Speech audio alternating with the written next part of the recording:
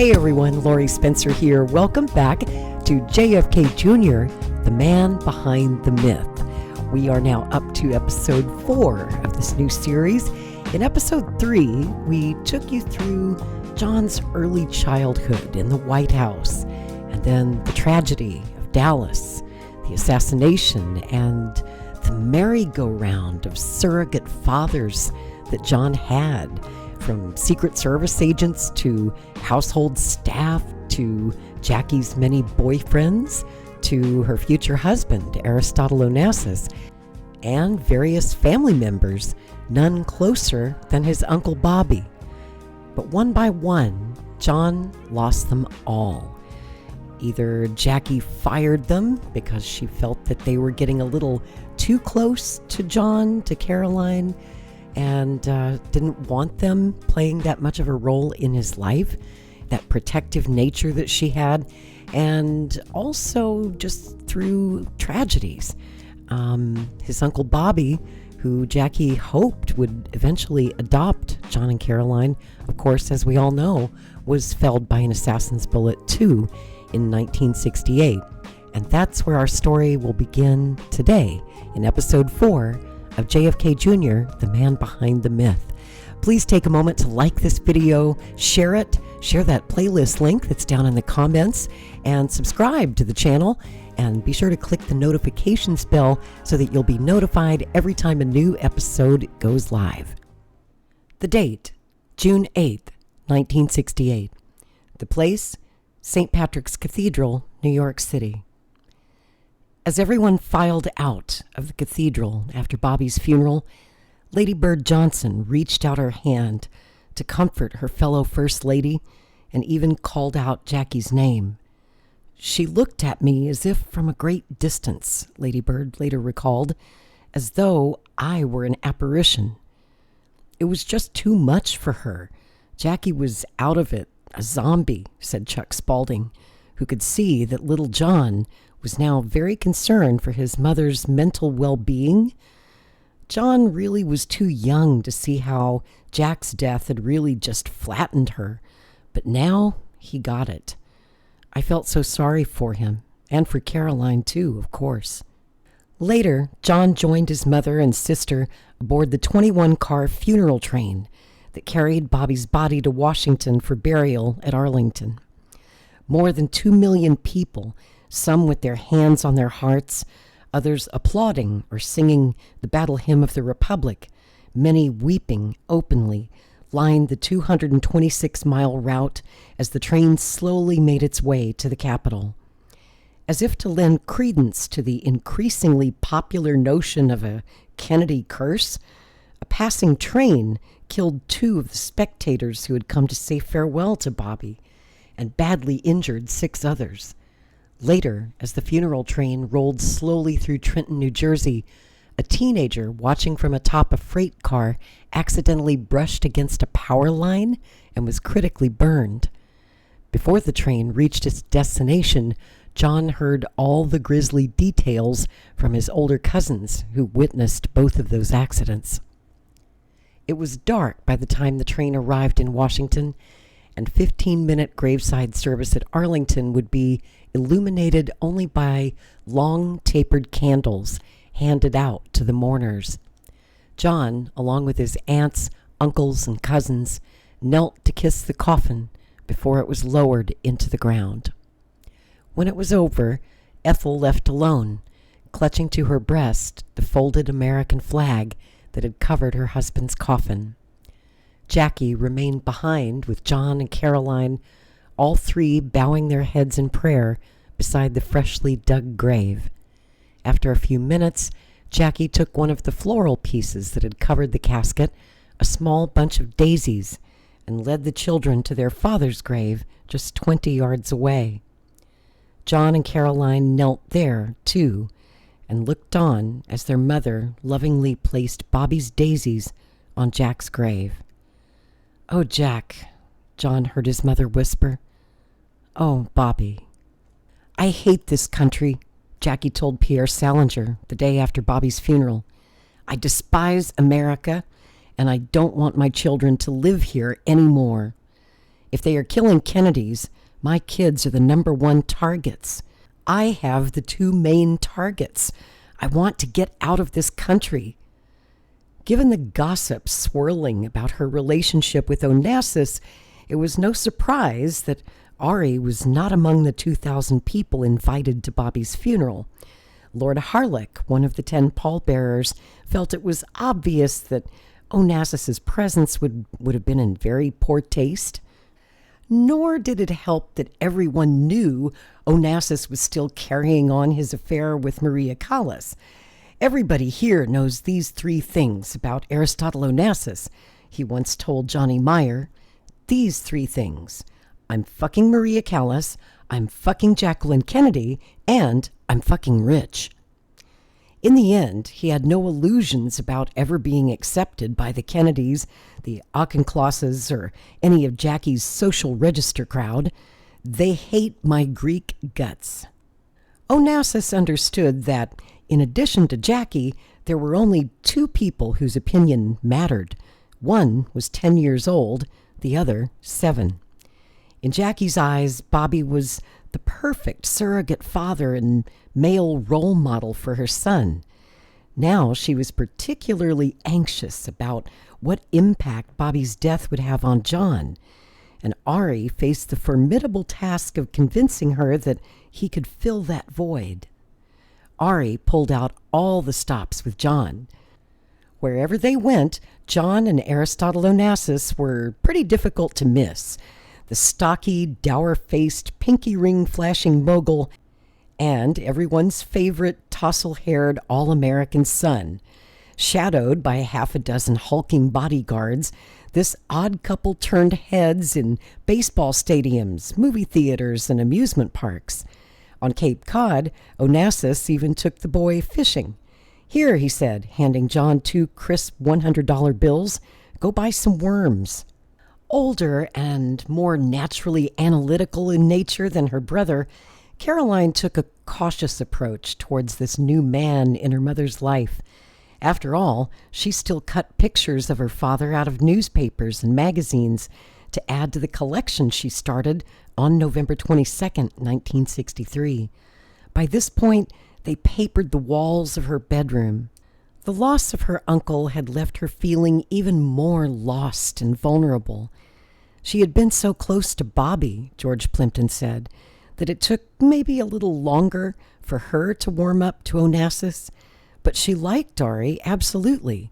It was impossible not to when he turned on his Greek charm. John was no less loyal to the memory of his dad.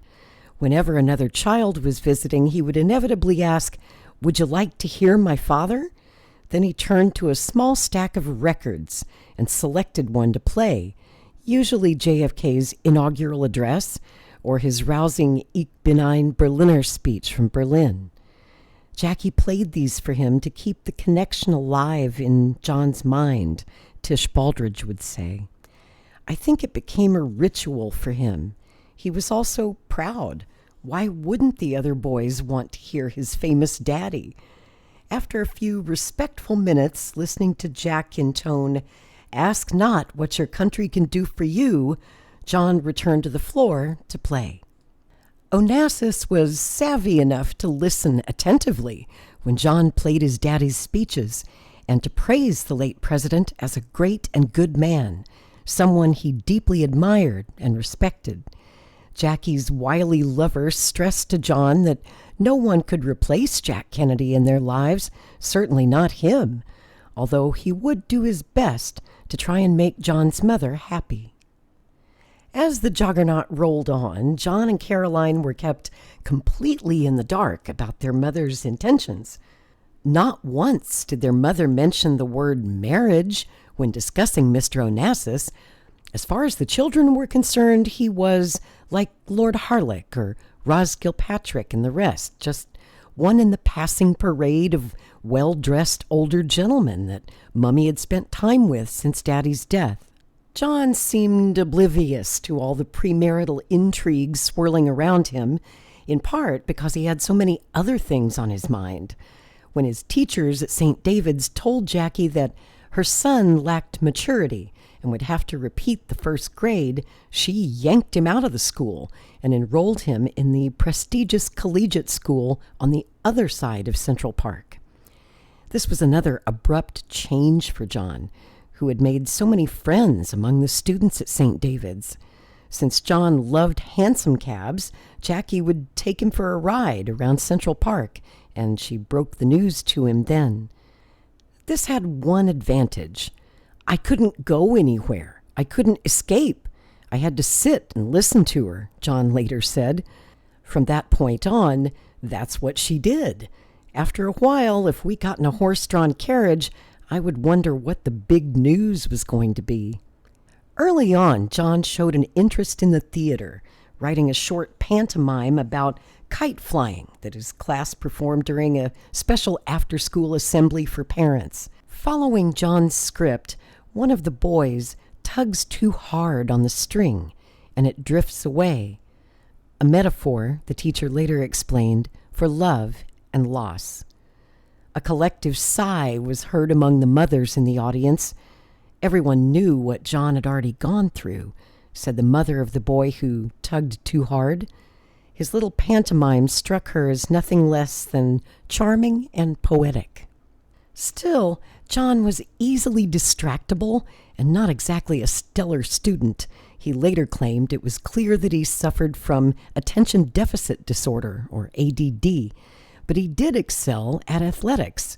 After lunch, he and the other boys either went to the gym to play basketball or headed for Central Park to play soccer, baseball, or football.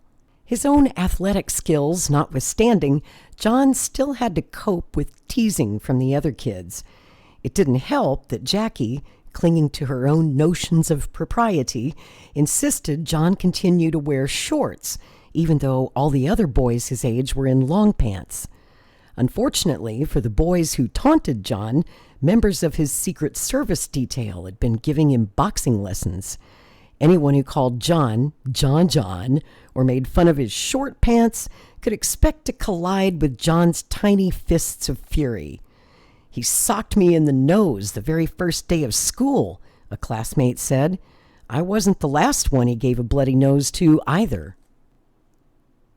Another classmate, this is classic, said that John's mother explained to him why she's marrying a frog instead of a prince, because when he croaks, we'll all be rich. And that classmate also got a bloody lip from John. On October 15th, 1968, the Boston Herald Traveler broke the story on its front page, tipping Jackie's hand. Before telling anyone else, Jackie piled the kids in a hansom cab for a ride around the park. John would always remember the clip-clop sound of horses' hooves on pavement when Jackie told her kids she was marrying Aristotle Onassis and that they were getting a stepfather. "How could she do this to me?" Lee Radziwill shrieked over the phone to Truman Capote when she heard the news. Lee had her own designs on Onassis back when Jackie was still in the White House. "How could this happen?" she screamed. Onassis's own children, 21-year-old Alexander and 18-year-old Christina, were devastated.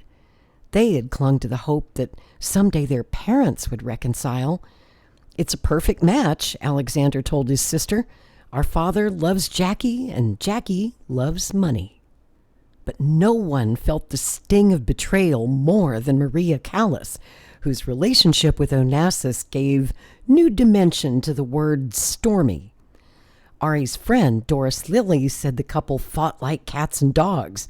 Callas was a proud woman. She never said anything about the beatings, no matter how savage, and always wore makeup to conceal the bruises.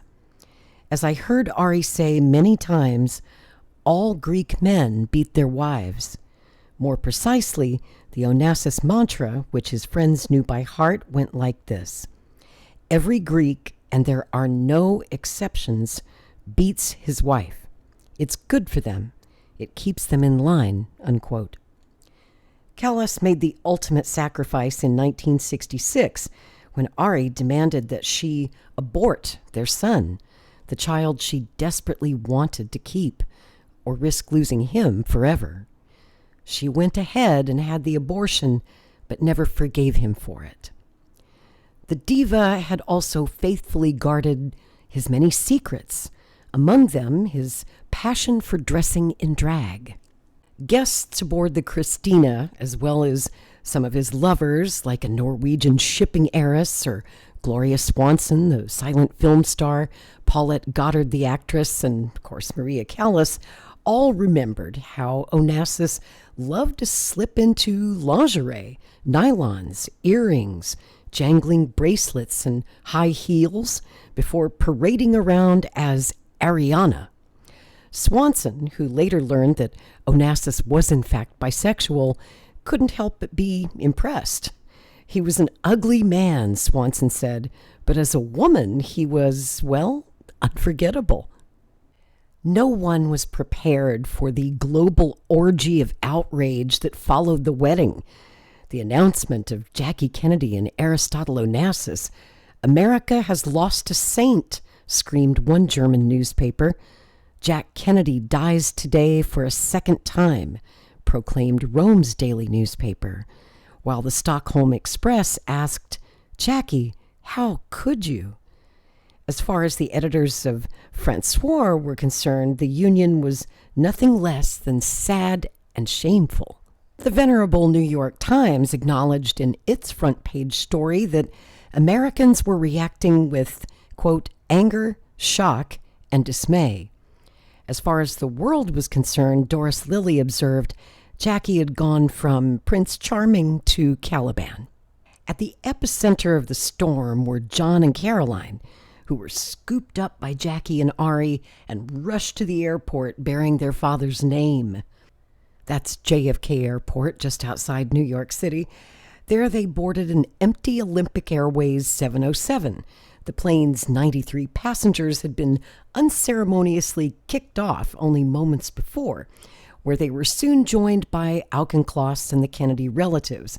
With just 11 passengers aboard, the plane flew to a Greek military base. There, on the tarmac with its engines running, was Ari's private seaplane, waiting to whisk them off to the island of Scorpios. John and Caroline flanked the bride and groom. Each stood ramrod straight and clutched a tall white candle. The flickering light revealed what one guest described as, quote, an expression of worry and fear on their sweet little faces. They were not alone. Standing on the groom's side, Alexander and Christina Onassis looked as if they were attending a funeral, not a wedding. It did not bode well, however, that Ari was clearly drunk. A Secret Service agent who made his own feelings about the wedding clear by wearing a PT-109 tie clasp pointed out that the groom was unmistakably intoxicated. Ari weaved noticeably as he and Jackie were crowned with wreaths of orange blossoms, placed wedding bands on each other's fingers, and then sipped wine from a silver chalice. The final ritual was the Dance of Isaiah, in which the bride and groom walk around the altar 3 times, each trying to step on the other's foot first to determine who would call the shots in the marriage. To John's obvious delight, Jackie won. As they left the church, the crowd outside tossed rice and, to ensure happiness according to Greek custom, sugared almonds. "How are you feeling?" one reporter asked Ari. "I feel very well, my boy," Onassis answered as Jackie looked on, smiling broadly. "And how about you, John?" the same reporter asked. "How are you feeling?" John studied the man's face for a moment before turning away. As they drove off, John and Caroline looked afraid, absolutely terrified by the circus, said Washington Post columnist Maxine Cheshire. "Imagine how scary this was to them," agreed Onassis's personal secretary. John and Caroline, quote, had to be worrying about what would happen to them now that their mother was marrying a man they hardly knew. Undoubtedly adding to the fear factor were the Greek Navy gunboats and cruisers patrolling the waters surrounding the Christina. not to mention the bullhorn-equipped helicopters that kept swooping down to warn reporters to keep their distance. It was more like a war zone, Cheshire said, than a wedding reception. As far as his new stepchildren were concerned, Ari's largesse would know no bounds. So that they wouldn't get bored on Scorpios, Ari bought Caroline a sailboat and a Shetland pony. John got his own Shetland pony as well, but Ari also bought the boy a jukebox, a red speedboat with his name written in large letters across the bow, and a mini Jeep. When John wanted his pet rabbit flown to Greece aboard an Olympic Airways jet, the rabbit was not allowed his own seat in first class. Ari insisted that the pilot himself watch over it in the cockpit.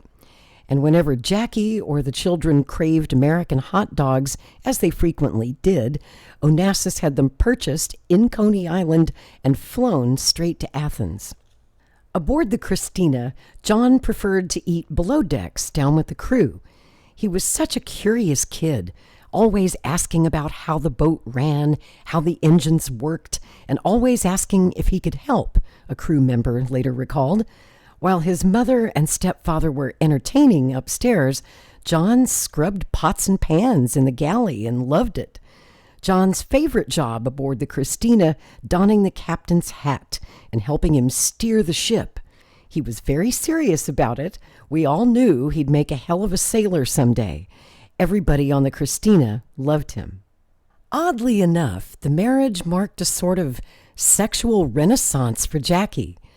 Onassis, who had no qualms about discussing his prowess in the bedroom and sharing the details of his sex life, bragged that he and Jackie made love 5 times a night and that she surpasses all the women I have ever known. Pierre Salinger winced when he recalled the graphic way that Ari described their sexual relationship. Believe me, it was more than any of us wanted to hear. For her part, Jackie let it be known that after a lifetime of following Catholic doctrine and not practicing birth control, she was placed on the pill at age 39. Ari doesn't want any more children, and neither do I, she explained matter-of-factly. Undeniably, John delighted in Jackie's newfound happiness, as well as in Ari's seemingly limitless largesse. Onassis did more than just shower his stepson with luxuries and pricey toys. From the very start, he worked hard at being a role model and father figure for John, a better one, he insisted to Pierre Salinger, than even Bobby had been. Ari often canceled business plans just to spend time with the children on Scorpios. Ari made it seem as if there was no other place he'd rather be than with John and Caroline. On the streets of Manhattan, Ari continued to pursue a genuine father-son relationship with JFK Jr. Jackie often looked down from the window of her apartment and saw Ari and her son walking hand in hand, Onassis leaning down to say something to John, then tilting his head to hear the boy's response. "Just what is it you two talk about?" Jackie asked Ari after dinner one night. "I am teaching him," Onassis replied enigmatically. Jackie looked at him quizzically. "Teaching him what?" she asked. "To be a successful man," Ari said, as if the answer was perfectly obvious. In truth, Onassis was doing most of the listening. During their marathon walks through Central Park and around the Upper East Side, usually punctuated with a stop for hot fudge sundaes at Serendipity, John chattered on about his schoolwork, his sports, his friends, basically anything that popped into his head. John was a very talkative little kid, George Plimpton remembered, and Ari wasn't pretending. He seemed genuinely interested in what he had to say. It was important because, surrounded by so many famous adults like he was, well, a child could easily feel lost in the shuffle. Ari understood that. There were times when John's running commentary proved especially valuable.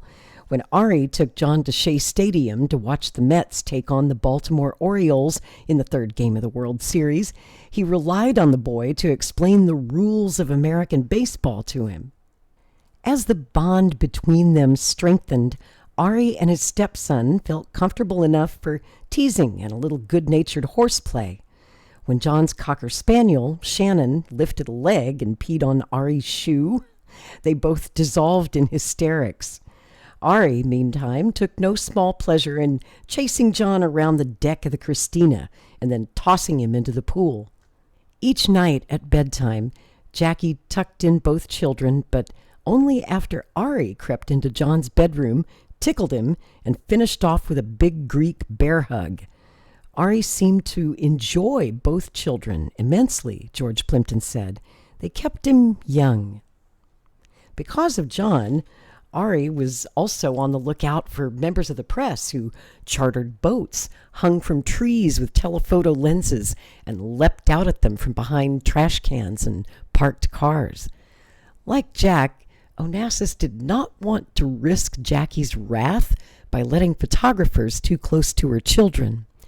Placed in charge of John one weekend when Jackie jetted off to New York, Ari locked John below decks for 4 hours while press boats circled the Christina.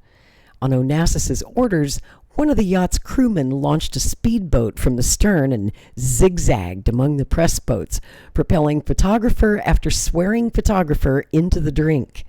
Finally, John appeared on the deck and climbed onto Ari's Chris-craft for a quick tour of the neighboring islands, but not before tossing towels to the journalists who'd been given a good soaking. Notwithstanding the bond of affection that now existed between them, John always felt that an invisible barrier, those were his words, existed between him and Onassis. He was too old, too foreign, too rich, too much, said a friend. It spoke volumes that John never stopped calling the man who married his mother Mr. Onassis. Nevertheless, John and Caroline now found themselves in the embrace of Ari's own family. As much as they despised Jackie, and all of Ari's other women for that matter, Alexander and Christina instantly warmed up to the Kennedy kids. A licensed pilot at age 20, Ari's brooding only son shared John's abiding love of aviation, more specifically, his fascination with helicopters. Over the next few years, Alexander would occasionally take the controls of his father's private chopper and invite John along for the ride. Lee recalled that her sister, quote, was so thrilled to see John so happy and excited. She knew how much he loved flying, especially helicopters. Eventually, Jackie would invite Pierre Salinger to Scorpios for the express purpose of telling her children all about their father. Quote, I want you to come here and every hour or so tell them something new about Jack, she said. They don't have anyone here to keep his memory alive, and they need to know about him, Pierre. John especially. Caroline remembers everything, but John was just too young. JFK's former press secretary obliged. I spent a month on Scorpios, he recalled. We'd go to the beach or out fishing, and I'd tell them all about their dad.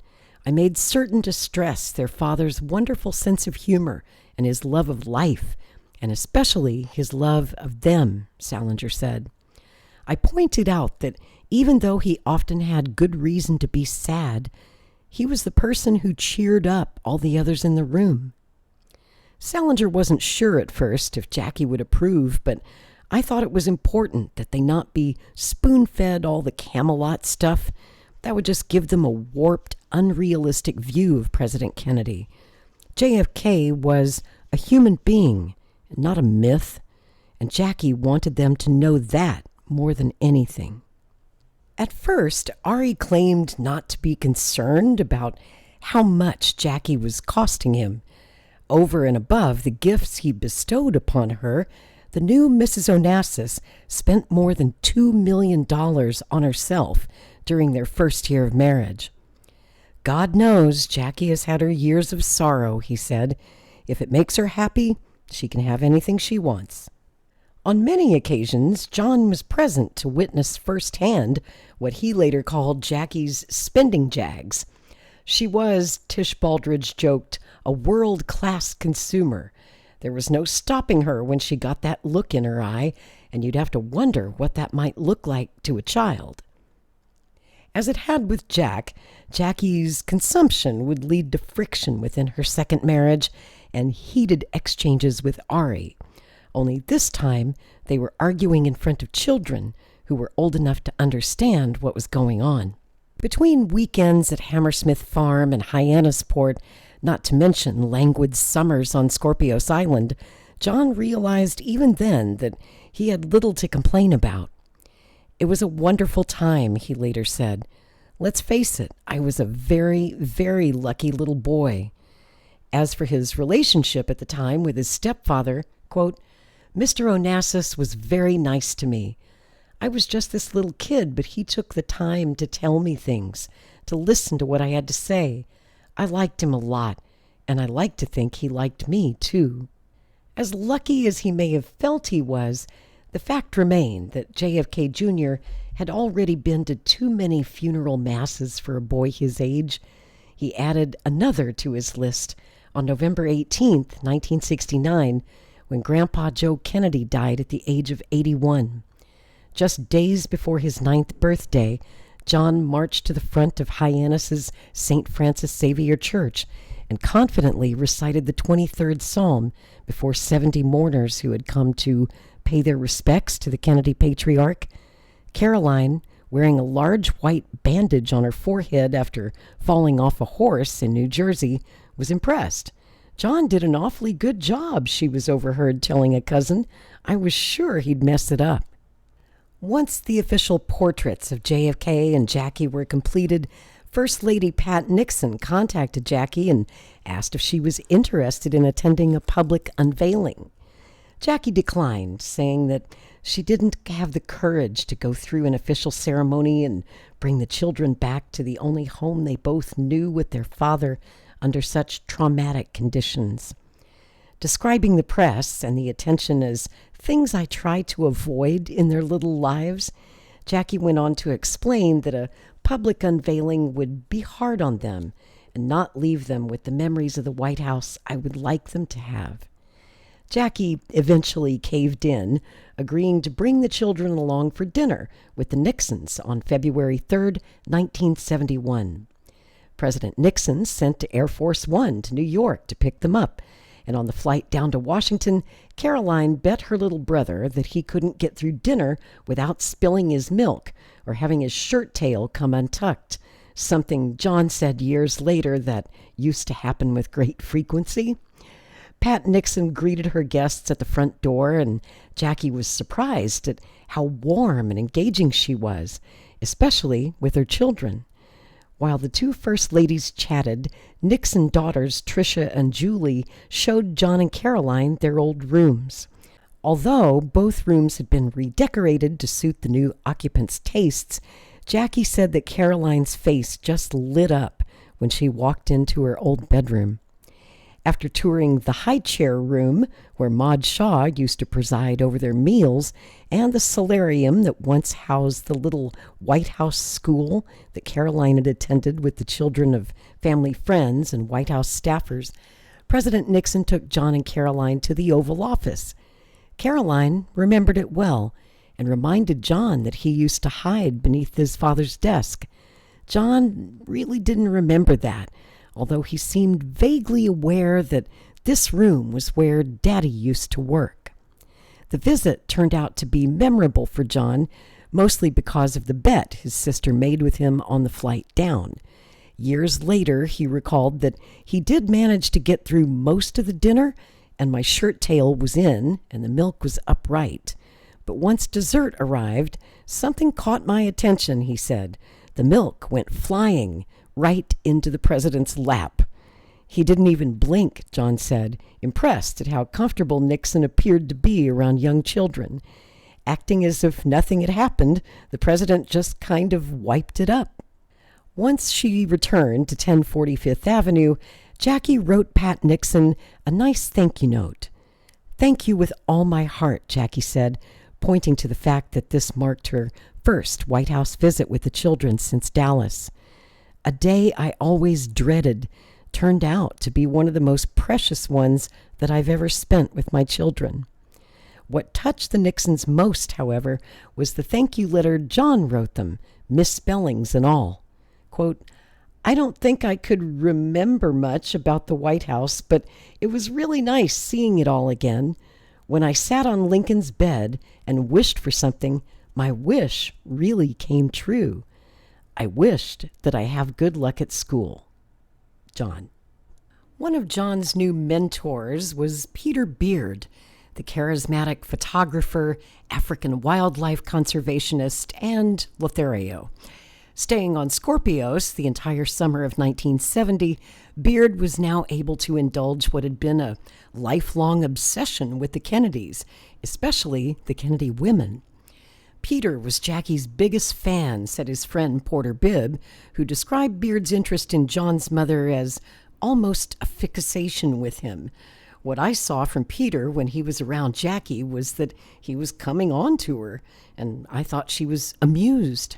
Beard's athleticism, intellect, and boyish good looks, half Tarzan and half Byron, greatly appealed to Jackie's sister Lee. They carried on an affair under the noses of not only her husband Stas, but Jackie and fellow house guests David Frost and Diane Carroll as well. Lee and Stas Razuel would divorce in 1974. What Beard brought to Scorpios and into young John's life was what Bibb called his ferocious energy. With Ari losing interest in her and the children, Jackie now bluntly told friends that she worried John was going to, quote, wind up a fruit without a man to show him the ropes. Beard certainly fit that bill, doing the kinds of things Bobby used to do with John, Jackie said. Water skiing, swimming, exploring the island's rocky terrain with John, wrestling with him on the beach. The time was no less magical for Beard, who described Jackie as being like a dormitory roommate, completely casual.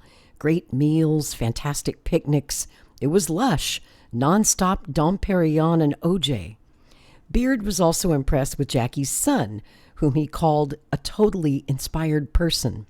Among other things, Beard noted in his diaries that John was already proving himself to be a gifted mimic, a talent he carried into adulthood. The following spring, Beard led Caroline and John on a snake hunting tour of the Everglades. Unfortunately, word was leaked to reporters who staked out the hotel where they were staying. Up early, John noticed a photographer who was fast asleep in the hotel. As he walked past, Jackie's son broke into his rooster strut imitation of Mick Jagger, singing Jumpin' Jack Flash at the top of his lungs. Startled awake, the photographer reached for his camera, but too late, John had vanished. Along with his talent for impersonation, John was quite the rock aficionado already, and from this point on was a passionate fan of the Rolling Stones for his entire life. And did a hell of a Mick Jagger impersonation too, by the way. Ari, predictably, was no fan of Peter Beard. After he suggested to Beard that he might have overstayed his welcome, the handsome interloper merely shrugged. When Beard, always seeking to make an impression, accidentally cut himself and then dipped a pen in his own blood to make a diary entry, Ari left Scorpios in disgust. Now that Caroline was away at Concord Academy in Massachusetts, John was left alone with a ringside seat to the Onassis' marital dysfunction. He would always say, the widow wants this, and the widow wants that. She tried to keep up appearances, but it was obvious that he was mad at her, and I mean all the time. Ari did show up with Jackie for John's stage debut as a member of Fagin's gang of underage pickpockets in Collegiate's Christmas production of the musical Oliver. John felt right at home on the student stage. Every year on Jackie's birthday, they had staged a family production, usually one of Moliere's classic farces, with John in the starring role. This evening at Collegiate, however, there was no mistaking the tension between Mr. and Mrs. Onassis, even as they sat in the audience at a school play. Jackie was all smiles, another parent recalled, and Onassis, looked like he wanted to reach over and strangle her. Looking to make his own getaway, John pleaded with Jackie to send him on another manly adventure. This time, she agreed to let John join his friend, Bob Kramer, at a summer camp in a wilderness area north of Portland, Maine. John was almost out the door when Jackie called an abrupt halt to the trip. In July, Greek authorities announced the arrest of 12 terrorists, 4 members of Germany's infamous 20 October movement, and 8 Greek leftists who were plotting to kidnap John and hold him for ransom. On those increasingly rare occasions when he was around, Onassis made his feelings towards John's mother painfully clear. After a certain point, I never saw love on his side when it came to Jackie, said one of his intimates. Now she was sweet and warm and affectionate. He was aloof. What made it worse was that this is the way Ari treated Jackie in public. I can't imagine how awful he was towards her when nobody was around. In such close quarters on Scorpios Island and aboard Onassis's floating Xanadu, John was exposed to the angry shouting, the hurled epithets, and the sound of crockery smashing, all part and parcel of marital disharmony in Greece. How confusing it must have been for this little boy, George Plimpton said, to have Ari be a big part of his life one minute and then gone the next. As for the way he witnessed Onassis treating his mother, of course Jackie was everything to John and Caroline. As young as he was, John must have wanted to sock Ari right in the eye for the things he did and said to Jackie. Onassis was not above holding John's mother up to ridicule, especially if it might teach her a lesson. Fed up with hearing Jackie complain about the press and no longer willing to finance her costly invasion of privacy lawsuits, Ari hatched a plan to embarrass Jackie to such an extent that there would be nothing more that the press could do to hurt her. As an added benefit, it would deeply hurt the woman he continued to deride as the widow. In November 1972, 10 photographers put on wetsuits and slipped into the waters off Scorpios Island. With detailed maps of the island, the dates, times, and places where Jackie was expected to be, all provided by Ari, they snapped scores of color photos of Jackie sunbathing and strolling around in the all together. The full frontal images caused a sensation when they ran in the Italian skin magazine Playmen and were then picked up by Larry Flint's Hustler. Solely on the basis of the nude Jackie O shots, Hustler went from sales of a few thousand copies to over 2 million, launching Larry Flint's publishing empire overnight. Needless to say, Ari's ill-conceived plan did not have the desired effect. John and Caroline cringed with embarrassment over having to see photographs of their mother, even censored photographs, displayed on every newsstand and supermarket counter in New York. Despite John's popularity at school, the teasing from classmates over what one magazine trumpeted as Jackie's billion-dollar bush was merciless and unrelenting. Jackie, still unaware that her husband was behind the whole fiasco, was livid. Instead of backing down, she demanded that Ari sue every photographer and every publication involved. Instead, Ari went straight to Roy Cohn's Upper East Side townhouse and informed him that he was divorcing Jackie. Mindful of the fact that Jackie wasn't about to settle for the $3 million spelled out in their prenup, Onassis agreed to fork over an extra $1 million. "That's all the widow gets," he said, "not 1 penny more." He knew how greedy she was, Roy Cohn later said. Onassis was really worried that Jackie would try to hold him up for a huge amount, $100 million or more, and that scared him shitless. The widow was completely in the dark about Ari's plans when, in January 1973, he flew to Paris and broke the news to Alexander over dinner. Ari's son was overjoyed and promptly informed his sister. That same evening, Ari also reconfirmed his intention to eventually sell the plane, the Piaggio. In the meantime, he asked Alexander, a seasoned pilot who had flown the Piaggio countless times, to take it up just once more, merely for the purpose of checking out a pilot he had just hired.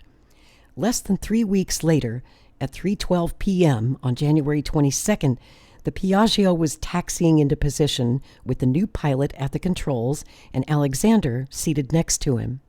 15 seconds after takeoff, the plane banked sharply to the right and plummeted to earth, crashing into the tarmac. Jackie and Ari were both in New York, she at her apartment, he at his Pierre Hotel suite, when they got the news that Alexander's plane had crashed. Although both he and the pilot were badly hurt, only Alexander's injuries were critical. Young Onassis's head wounds were so severe, in fact, that airport personnel at the scene had to rely on his monogrammed silk handkerchief to identify him. Jackie wasted no time calling Caroline at Concord Academy. Since leaving home, John's sister had decided that she too wished to take to the skies. People always think of John running up to welcome his father's helicopter, Pierre Salinger said. They forget Caroline was on the White House lawn waiting for Daddy too. Moreover, JFK's campaign plane was named after her, something she took considerable pride in as a little girl. Caroline had been flying for years before John was even born, George Plimpton said. Flying was second nature to her, and it made perfect sense that she'd want to give it a try. As enthusiastic as John was about aviation, it was their stepbrother who took them up in planes and helicopters whenever they visited Greece. Alexander's passion for flying was infectious, Salinger said.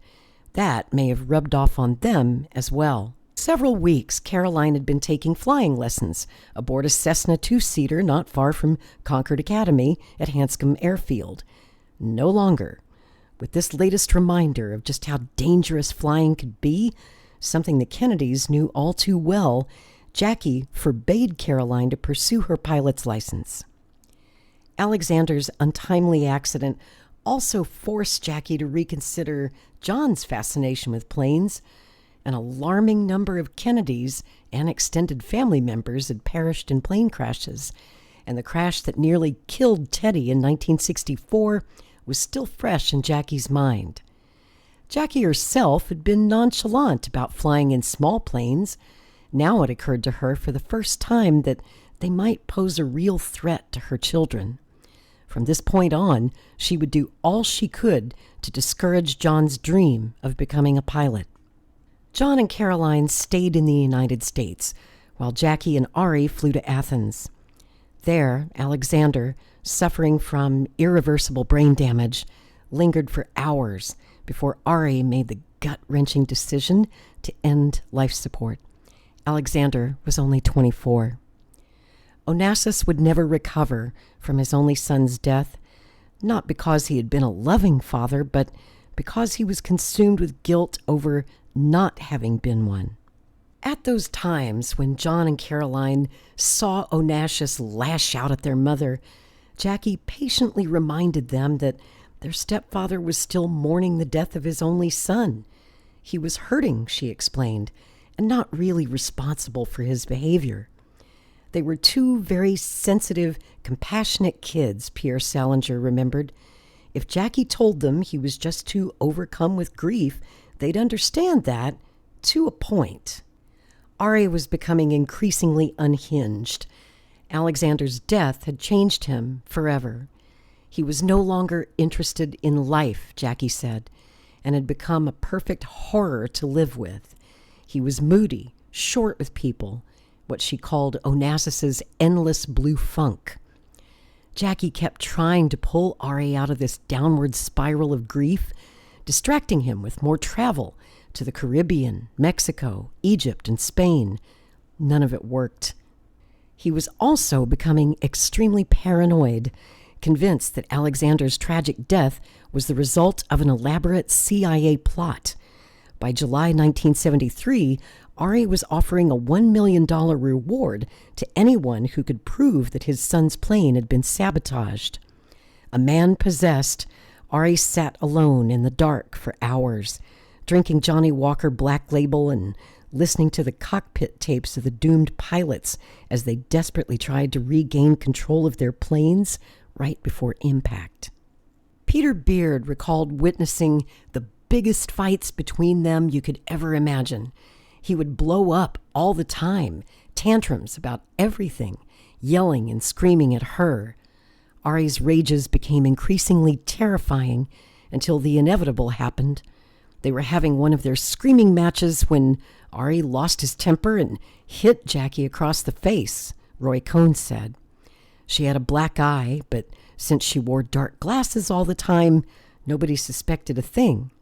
Jackie urged Ari to seek psychiatric help for his worsening depression. Instead, he found other ways to vent his rage. According to those who knew and worked for him, Ari carried on several short-term relationships with young men. In the aftermath of his son's death, these too turned violent. Frank Monti, who worked as Ari's bodyguard in 1973, remembered that when he was in Rome, Ari saw two Italian boys. One lived in Mr. Onassis' apartment, and the other was always on call when Mr. Onassis wanted him. One was dark, the other was blonde-haired but deeply tan. They were handsome, in their mid-20s. Onassis would play around with them, making lewd jokes in front of me and the other bodyguards.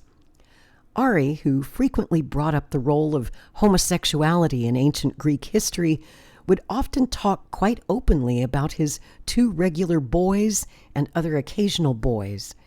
But Ari's employees became concerned when these young men were subjected to violence. He mistreated them, even beat them for pleasure. He'd often take one or the other to his bedroom, and after a while there'd be the sounds of punches and screams. Then we'd get a call from Mr. Onassis to fetch the poor kid and throw him out.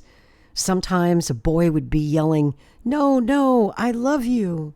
Onassis apparently did not confine himself to pursuing sexual relationships with anonymous young men.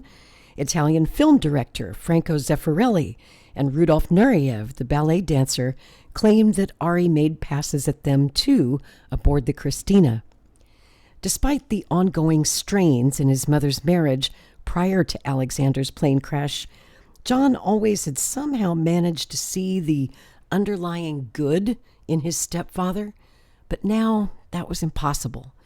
Gone was the kindly father figure, supplanted by a sullen, bitter, increasingly deranged old man who did nothing to disguise that most of his rage was directed squarely at John's mother. Onassis was never cruel to John or to Caroline, but he wasn't particularly kind to them either. Gone were the long walks through Central Park, the trips to the playoffs, and the extravagant gifts. When he searched the bleachers at school events now, John would no longer see Ari sitting there next to his mother. Onassis was in the middle of what amounted to a nervous breakdown, Tish Baldridge said. He had no way of comforting himself, much less make time for others. 12-year-old John did what he could to cheer the old man up, asking Ari to join him at one of their neighborhood hangouts for ice cream, seeking his input for a school essay on Greek mythology. But Ari, according to one staff member, was no longer interested in being a part of the Kennedys' lives. In a strange way, he blamed Jackie for what had happened to Alexander. Greeks are very superstitious. I think ever since he married Jackie, everything went bad for him. Death and tragedy seemed to touch everyone she touched, and he began to wonder if in some way he was being punished for marrying her. For years, Onassis had called Jackie the widow, but, said Ari's lawyer, we called her the Black Widow. Ari's rapidly deteriorating mental state aside, the stress also seemed to be taking a toll on him physically. He was losing weight. He suffered from debilitating headaches and fatigue, and for some odd reason his right eyelid drooped. In December 1973, Onassis checked into New York's Lenox Hill Hospital under the name Phillips, and after a week of tests was diagnosed with myasthenia gravis, a rare, incurable muscular disease. It would have taken only a few minutes for Jackie to walk from her apartment to the hospital, but Ari had so alienated her at that point that she refused to visit him. His daughter Christina rushed to his side from Paris and would soon relocate to New York full-time so that she could familiarize herself with the inner workings of Dad's global empire. Onassis kept the diagnosis to himself, but when he appeared in public with his right eye completely shut, the press speculated that he had suffered a stroke. Christina didn't help matters when she merely used white adhesive strips to tape Ari's eyelid to his forehead. The macabre result was soon featured on front pages everywhere, ramping up speculation that Onassis was grievously ill. While the press was filled with speculation about Ari's mystery illness, his speech was now slurred. He could barely hold his head up. Tensions in the marriage and the Jackie-Ari-Maria Callas love triangle, Onassis was plotting his revenge behind the scenes. In a new will, he left Jackie just $200,000 a year, and the children $25,000 each annually until they turned 21. If they contested the will, neither Jackie nor Caroline and John would get a penny. He also named his ex-wife, Tina, the executrix of his will, leaving control of his empire and the vast bulk of his estate to his daughter, Christina. Ari went a step further, summoning journalist Jack Anderson to New York and asking him to unmask her spending habits. Over lunch at New York's Le Caravel restaurant, which had been a favorite haunt of JFK and his father Joe, Onassis accused Jackie of embezzling millions from him. He explained the whole scheme in detail, Anderson said, how she paid hundreds of thousands of dollars on clothes that she then secretly resold to used clothing stores in New York, pocketing the cash. Anderson was told in no uncertain terms that Ari was about to file for divorce. Once he had exposed her as this very greedy, voracious person, Anderson said, he felt she'd be in no position to demand more millions in a divorce settlement.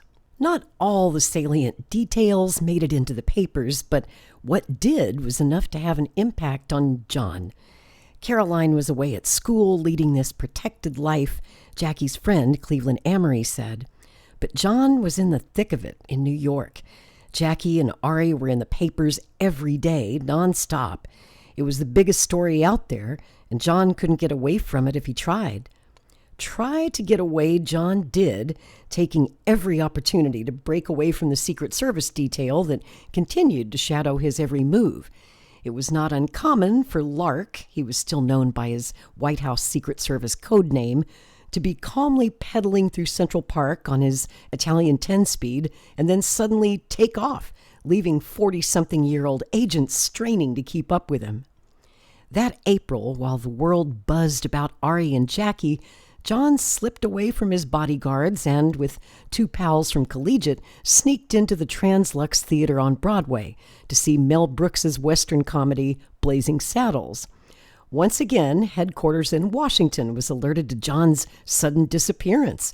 Every agency from local police to the FBI was notified, and for 2 tense hours, Secret Service agents worked frantically to track JFK's son down.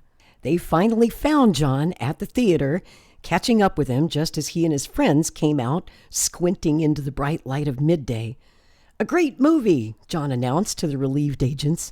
Then, said the manager of the theater, John seemed to take pleasure in telling the Secret Service guys about the film's famous campfire scene, while his buddies collapsed with laughter. A few weeks later, John vanished again. This time it was nearly 3 hours before agents found him working on his serve at the Central Park tennis courts. Jackie was partly to blame for setting a poor example. Despite repeated pleas from friends like Nancy Tuckerman and Arthur Schlesinger, Jackie thought nothing of ditching her Secret Service detail at sunset and heading out to take a jog around the park reservoir alone. Tuckerman would warn her of all the terrible things that could happen to her, and, true to form, she never paid any attention to it. By nature, Tuckerman said, she was fearless. It was a trait both she and the notoriously reckless Jack Kennedy passed on to their son. Even as an awkward adolescent in braces, John pushed everything to the limit, and sometimes beyond. Everything with him, John's longtime friend Billy Noonan said, was an adventure with an edge of danger thrown in. Even by the age of 13, John already seemed to have a pretty good idea what he wanted to do with his life. He shared his career plans with journalist Beverly Williston. Williston was spending a weekend in New Jersey in the horse country when she bumped into Jackie and the kids. "So," Williston asked, "what do you want to be, John? President?" John's answer was immediate. "Nah, I want to write about politics. Everyone wants me to be a lawyer, but I want to be a reporter." "Well, that's what I do," Williston replied, rather taken aback by his answer. "Do you get to travel a lot?" he asked. "Do you get to meet singers and actors?" "Sometimes. It's a fun job," she went on. "You get to meet all kinds of people." It soon became clear what John found most attractive about journalism. "So you don't have to go to college to be a reporter, right?" he asked. John's shoulders slumped when Williston told him the horrible truth that, yes, most journalists were college educated. It was clearly not the answer he had hoped to hear. With his pedigree, there seemed little doubt that John would wind up at an Ivy League school, although one would have never guessed it judging by his lackluster grades. Always a blur of nervous energy, he seemed more incapable of sitting still or concentrating than ever. Jackie wondered if all the stories about her imploding marriage were taking their toll on her son. She also worried about substance abuse. When he was just 12, John and his collegiate buddy Wilson McCrae were caught swigging Johnny Walker Black Label straight from the bottle while watching a Knicks game at Madison Square Garden. Perhaps it was significant that Johnny Walker Black Label had always been Ari's drink of choice. It was also during this period that John developed a taste for red wine and strong Greek cigarettes. John's mother sent him to a psychiatrist, Dr. Ted Becker, to see if there weren't psychological obstacles to his focusing and maybe becoming a better student. "John is like a live wire, always in motion," Jackie told Pierre Salinger. "Maybe he can't calm down and focus on his schoolwork because of all the stress that these horrible stories put him through." Jackie was concerned that it was garden variety anxiety that kept John from earning better grades. If that was the case, she said, "I hope there's a pill for it." For the time being, the consensus was that John was a normal adolescent male, living under highly abnormal circumstances. Aside from his mediocre academic performance and an energy level that kept him more or less in constant motion, John was a world-class daydreamer and fidgeter. He seemed remarkably well-adjusted and, for want of a more clinical term, happy. In one area in particular, John showed a remarkable degree of maturity. Perhaps because he had already witnessed so much anguish, John was keenly attuned to the feelings of others. When Ari's assistant, Kiki, was mugged outside Alexander's department store in Midtown Manhattan, Jackie insisted that she recuperate at 10:40. John's sister was away in Hyannisport at the time, but he was there and promptly took over responsibility for nursing Kiki back to health. "John was every bit as kind to me as his mother was," she later remembered, "maybe more so." It's doubtful whether Jackie would have cut strawberries up in the kitchen and fed them to Kiki by hand, as John did. The mindless teasing that he had endured all his life had made him far more empathetic than most self-absorbed teens. At collegiate, he was widely regarded as a champion of the underdog. If there was a new kid, John was the one who took him under his wing and introduced him around, a classmate said. He knew what it was like to feel like an outsider, I think, so he recognized that in others. Sadly, not everyone else was so considerate. Shortly after 5 p.m. on May 14, 1974, John cruised into Central Park on his bike, unaware that a 19-year-old junkie named Robert Lopez was hunkered down in the bushes waiting to pounce. "Get the hell off the bike," Lopez hollered as he lunged toward John. He was waving a stick at the boy. "Get off the bike or I'll kill you." John jumped off, but not quickly enough for Lopez, who shoved him to the ground anyway. Grabbing John's tennis racket, Lopez hopped on the bike and rode north. He sold the tennis racket and John's bike, then used the money to purchase cocaine. The mugging of JFK Jr. was big news, and local TV anchors breathlessly reported that the police were searching for John's assailant. No one was more surprised than Lopez, who learned the identity of his victim while watching television with his pregnant wife, Miriam. "Oh my God," Lopez yelled, hopping off the sofa and pointing at the screen. "That was me!" Police officials, under pressure in the 1970s to do something about the city's skyrocketing crime rate, were not exactly thrilled. 6 million people in the park that year, said one, and they had to pick him. It would be several months before Lopez confessed to John's mugging, and then only after he was arrested for another robbery. Lopez told his arresting officer, New York City Detective Richard Buggy, that he targeted John not because he was a Kennedy. "Are you kidding? I had no idea who he was at the time," but because John was simply an easy hit. More than 2 decades later, the lives of John and his mugger would intersect again when Lopez signed up with a work program sponsored by the Robin Hood Foundation. By then, John was on the foundation's board of directors. Although Jackie was obviously upset that the Secret Service had fumbled the ball on this one, at the same time, Jackie insisted that the agents not crowd her son. "I don't want you on his heels," she said, repeating what had become a pretty familiar refrain. "Secret Service agents are told to follow counterfeiters all over the place without them knowing they're being followed. Why can't you do that with John?" While characterizing the Central Park assault as a much-needed wake-up call for her son, Jackie was displeased about all the publicity because people will think he isn't being accompanied by anyone, and there is a danger in that, she said. "So what was the solution?" Secret Service agent Walsh asked. Did Jackie want heightened security for her son, at least for the time being? "Absolutely not," Jackie replied. "No agent is to be in John's pocket," she ordered Walsh. "John is not to get in an agent's car, and the agents are not to walk with him. They must follow him, hiding behind cars and bushes, whatever they need to do that he never sees them." Not that she didn't want agents to be there if John needed them, however. "I want him followed," she explained, "but I don't want him to feel like he's constantly being guarded. It's not healthy."